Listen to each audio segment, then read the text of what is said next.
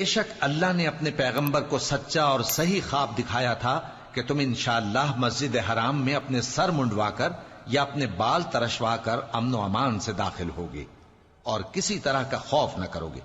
جو بات تم نہیں جانتے تھے اللہ کو معلوم تھی، سو اس نے اس سے پہلے ہی جلد ایک فتح عطا فرمائی۔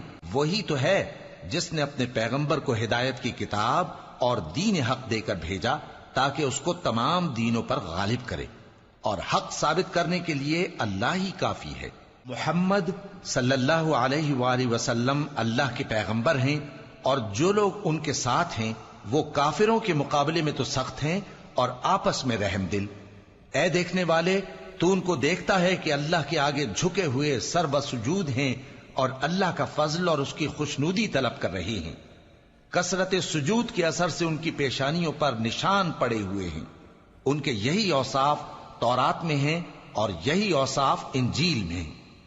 وہ گویا ایک کھیتی ہے جس نے پہلے زمین سے اپنی سوئی نکالی، پھر اس کو مضبوط کیا، پھر موٹی ہوئی اور پھر اپنے تنے پر سیدھی کھڑی ہو گئی، اور لگی کھیتی والوں کو خوش کرنے تاکہ کافروں کا جی جلائے۔